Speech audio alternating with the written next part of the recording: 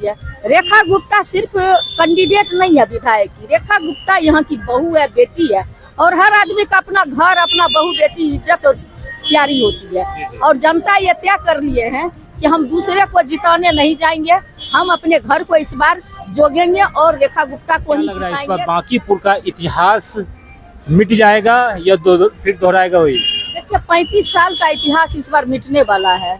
लोग इतिहास, इन लोगों का वादा, झूठे वादे को ढोते ढोते जनता तंग आ चुकी है और जनता इस बार बदलाव चाह रही है। रेखा गुप्ता सिर्फ कैंडिडेट नहीं है विधायक की, रेखा गुप्ता यहाँ की बहू है, बेटी है, और हर आदमी का अपना घर, अपना बहू बेटी इज्जत और प्यारी होती है। और जनता ये तय कर लिए हैं कि हम दूसरे को जिताने नहीं जाएंगे, हम अपने घर को इस बार जोगेंगे और रेखा गुप्ता को ही जिताएंगे, जिसका लालटेन चुनाव चिन्ह है जो तीसरे नंबर पर है, उसी का इस बार बटन दबेगा और रेखा गुप्ता ही यहाँ की विधायक बनेगी।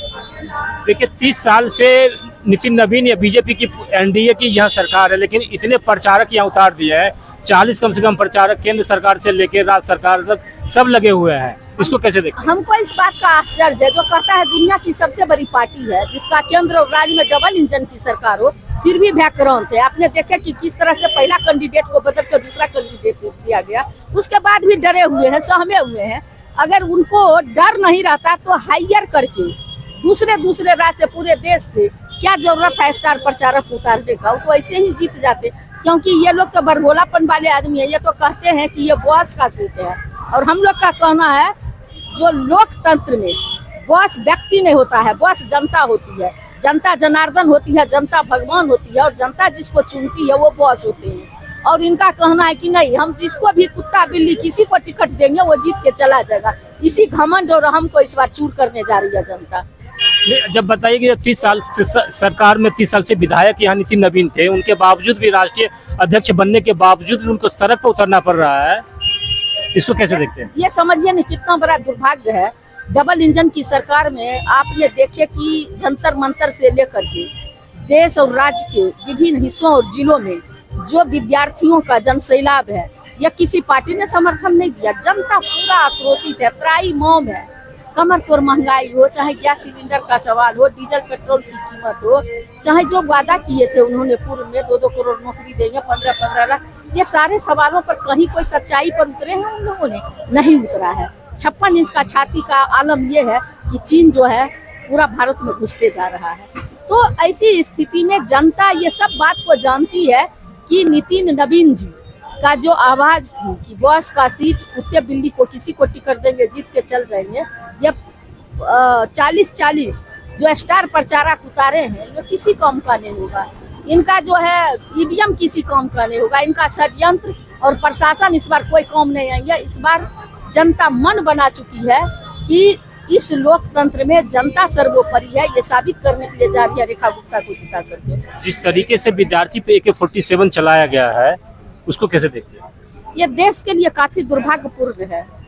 सरकार जब डरती है तो अपने पुलिस को आगे करती है, और जनता के मांग को, विद्यार्थी के मांग को, नौजवानों की मांग को, जो पेपर लीक है, कितना मेहनत के बाद पढ़ाई लिखाई करता है, कितना गरीब गुरबा खेत खलिहान में माँ बाप कमा करके अपने बच्चों को परवरिश, खेत खलिहान बेच के भी पढ़ाते हैं, खेत खलिहान बेच के भी पढ़ाते हैं, और जब एग्जाम में बैठते हैं तो मेधावी लोगों का मेधा चोरी करने वाली ये सरकार है।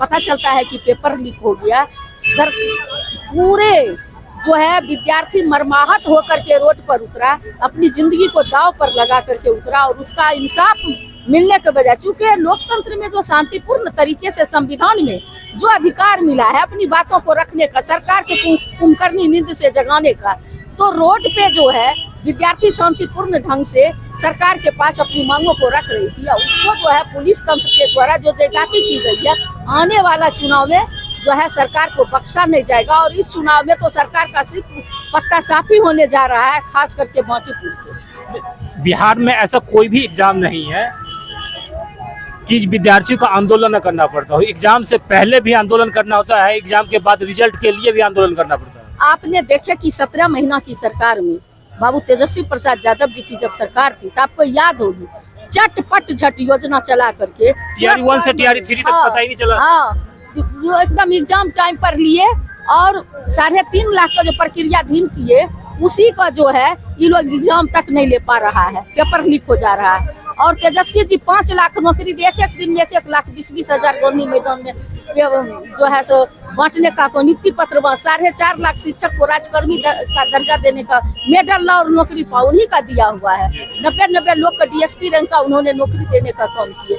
ये सरकार झूठी और खोटी दलित जनता को गुमराह करने के लिए लोग ऊपर हुए। एक और है यहाँ पर प्रशांत किशोर नाम का आदमी जो अपने को बड़ा विद्वान कहता है, तो उनकी भी बात मैं बता दूं कि ये विद्वान आदमी कह रहे थे कि 2025 के चुनाव में कि नीतीश कुमार को 25 सीट आ जाएगा तो हम राजनीति से संन्यास ले लूंगा, कि किस मुंह से जनता के बीच करे हैं। उस समय भी ये बीजेपी का बी टीम बन करके लोगों को गुमराह किए, लोगों के बीच के, और खास करके जहाँ जहाँ हमारा राजद का वोट चाहे मुस्लिम हो यादव हो, उन्हीं के बीच में सिंहमारी करने के लिए गए। अगर इनको इतना ही अपने वोट पर और मेधा पर घमंड है तो इनको दूसरे जगह जो वादा किए कि हम संन्यास ले लेंगे, तो फिर सन्यासी कैसे आ गए यहाँ वोट मांगने के लिए जनता के बीच।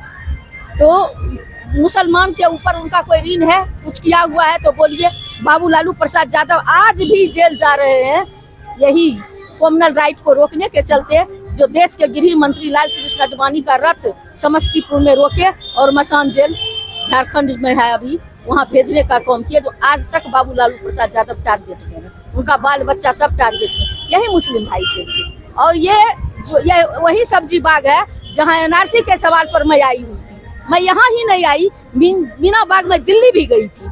और हमारे आदरणीय नेता पूरे देश लेवल पर और अपने राज्य के कोई भी जिला नहीं है जहाँ तेजस्वी यादव जा करके कहे कि नहीं तुम्हारे साथ में खड़ा हूँ। तो ये तो झूठा आदमी है। ये सब तो जनता को समझना चाहिए, मुस्लिम भाई को समझना चाहिए कि इस तरह की जो है आप को गुमराह करने के लिए आप गुमराह नहीं होइए, अपने वोट को बर्बाद मत करिए। वोट जो है आपकी रेखा है, गुप्ता है, आपके घर की बहू और बेटी है, उसकी इज्जत आपकी इज्जत है। आप जो है सो रेखा गुप्ता को इस बार जिताइए। रेखा गुप्ता का विधायक बनती है यहाँ से तो पहला 5 काम क्या करेगी? पहला 5 काम ये करेगी कि आप देख रहे हैं कि किस तरह से सब जगह नाली को नाली पीएचडी डिपार्टमेंट में नाली के नाम पर पूरा ठगी। आप जब थोड़ी सी भी बारिश होगी तो आप देखिएगा रोड पर लगता है कि गंगा जी उधर से इधर आ गई है। तो सबसे पहले तो इसको ठीक करेगी। दूसरी बात जो है, नाली के साथ साथ जो रोड की व्यवस्था है, जहाँ पर ये लोगों ने 7 निश्चय में जो ले गया नल जल योजना में जहाँ भी कोर दिया उसको भरने का काम नहीं किया, यह जरूर करने का काम करेगी। शिक्षा के सवाल पर वो जरूर अपनी बातों को रखेगी कि आज जो शिक्षा को हाईजैक किया जा रहा है, कि जो जहाँ पर किसी के बाप दादा ने जमीन दिया और उसका नाम था स्कूल का, उसको भगवा रंग से रंगा जा रहा है और उस शिक्षा को सरस्वती विद्या निकेतन किया जा रहा है, नाम लुप्त किया जा रहा है। ये लोग हड़पने का काम कर रहे हैं, इसको ठीक करने का जरूर सवाल उठाएगी। टाइम पर विद्यार्थी को, बगल में यूनिवर्सिटी है, टाइम पर स्टूडेंट को एग्जाम हो, इसके लिए जरूर वो आंदोलन करेगी कि उसका जो रोस्टर है उस टाइम पर लागू हो। ये निश्चित रूप से करेगी। जो स्वास्थ्य की व्यवस्था है कि उंगली चूहा काट के ले गया, कुत्ता जो है खींच करके ले जा रहा है, किसी को एम्बुलेंस नहीं मिल रहा है, लोग हाथ में लेकर के लाश को जा रहा है, टाइम पर पोस्टमार्टम नहीं हो रहा है, इन सारी बातों को रेखा गुप्ता जरूर हमको लगता है। और एक काम और रेखा गुप्ता करेगी, जो आधी आबादी है, चूंकि वो महिला है, आधी आबादी को जो 10-10 हजार रुपया देकर जो वोट हड़पने का काम किया और 1,90,000 कब देंगी सरकार, इस बात के लिए भी वो जरूर आवाज उठाएगी। जी धन्यवाद। देखिए आरजेडी के एमएलसी का कहना है कि रेखा गुप्ता अगर यहाँ से विधायक बनती है तो सबसे पहले यहाँ का विद्यार्थी, यहाँ का एजुकेशन और यहाँ का सड़क और यहाँ का नाली ठीक करेगी। आप देखते रहिए यूथ जागरण। धन्यवाद।